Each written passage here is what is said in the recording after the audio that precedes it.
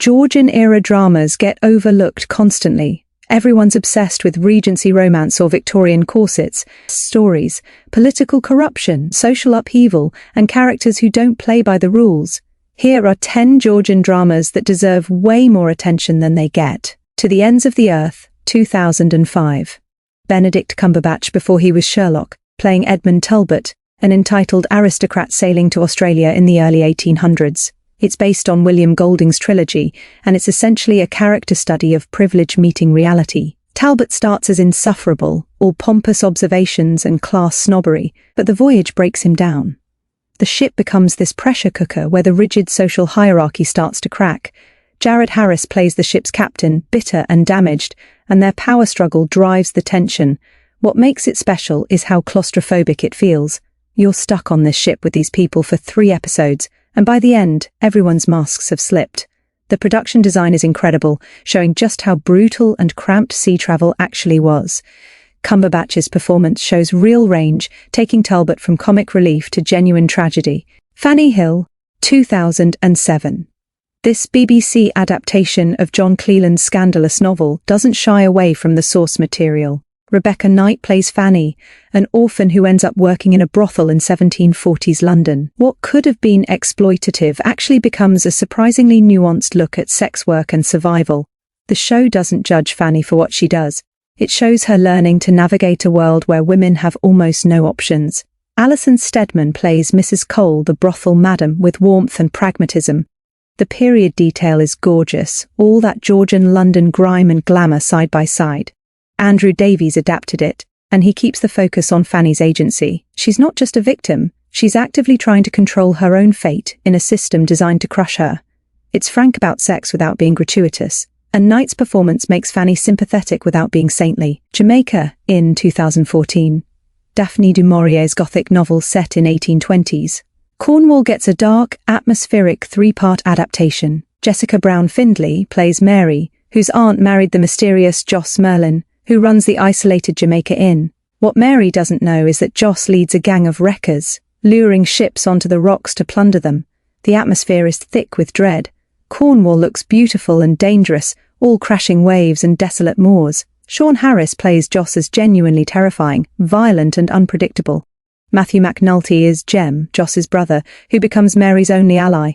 The adaptation leans into the horror elements, showing the brutality of wrecking and the desperation of coastal poverty. It's not perfect, the pacing drags in spots, but the mood and performances make it worth watching.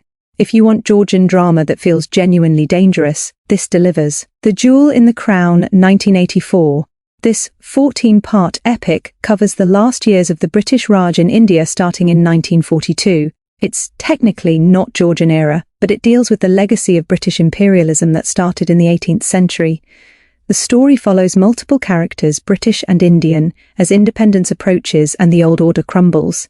Geraldine James plays Barbie Batchelor, a missionary teacher whose faith in British rule gets shattered.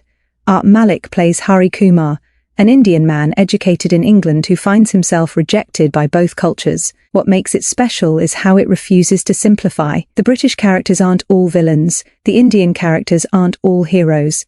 It's about the human cost of empire, how colonialism damaged everyone it touched. The production is massive, shot on location in India, and the attention to period detail is incredible. It won multiple BAFTAs and Emmys, and it's still considered one of the best British miniseries ever made. South Riding, 2011. Winifred Holtby's novel adapted into 3 parts, set in 1930s Yorkshire. Sarah Burton, played by Anna Maxwell Martin, takes a job as headmistress at a local school and immediately butts heads with a conservative local council. David Morrissey plays Robert Carney, a landowner struggling with debt and his wife's mental illness. What starts as antagonism becomes something more complicated.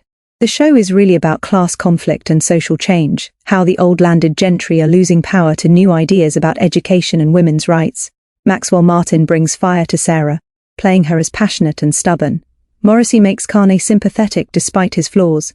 The Yorkshire landscape looks gorgeous, and the supporting cast is full of familiar British faces. It's a smaller, quieter drama than most on this list, but the writing and performances elevate it. The Pillars of the Earth. 2010, Ken Follett's massive novel about building a cathedral in 12th century England becomes an 8-part miniseries that's part historical drama, part political thriller. Ian McShane plays a villainous bishop scheming for power, and he's having the time of his life. Rufus Sewell is the master builder obsessed with creating something beautiful. Hayley Atwell plays a noblewoman fighting to protect her family's claim. The scope is huge, spanning decades and following multiple storylines. What makes it work is how grounded it feels despite the epic scale. The politics are brutal, the violence is unflinching, and nobody's safe. The production design is incredible, showing medieval construction with real detail.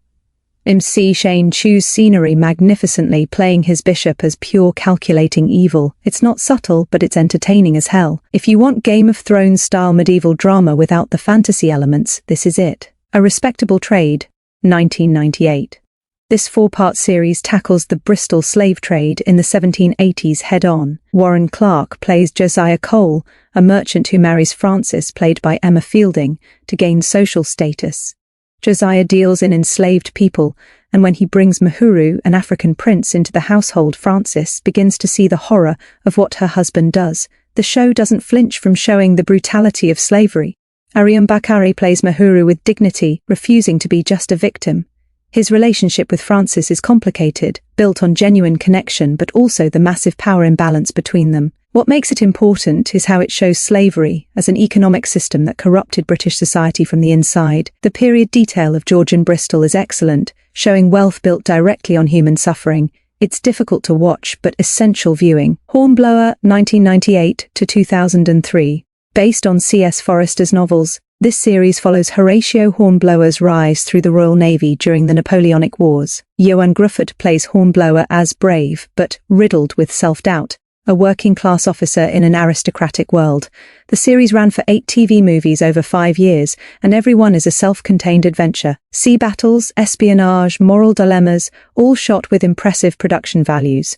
What sets it apart from other naval dramas is Hornblower's character. He's not a swashbuckling hero, he's a man constantly questioning whether he's good enough. Robert Lindsay plays his mentor Captain Pellew, and their relationship gives the series emotional depth. The ship battles are exciting, but the real drama comes from Hornblower navigating naval politics and his own insecurities. If you like Master and Commander, this is essential viewing. Clarissa, 1991. Samuel Richardson's massive 18th-century novel gets a 4-part BBC adaptation that captures its psychological intensity. Saskia Wickham plays Clarissa Harlow, a young woman from a gentry family who gets trapped between her family's ambitions and the manipulations of Robert Lovelace, played by Sean Bean before he was famous. Lovelace is charming and dangerous, pursuing Clarissa with obsessive intensity. The novel is essentially about male entitlement and female virtue, and the adaptation doesn't soften any of it. Bean plays Lovelace as genuinely disturbing, someone who believes his desires matter more than Clarissa's autonomy. The pacing is slow, deliberately so, building tension as Clarissa's options narrow. The production design captures Georgian England beautifully, all drawing rooms and formal gardens hiding violence underneath. It's not an easy watch, but it's a powerful exploration of gender and power. Amadeus, 1984.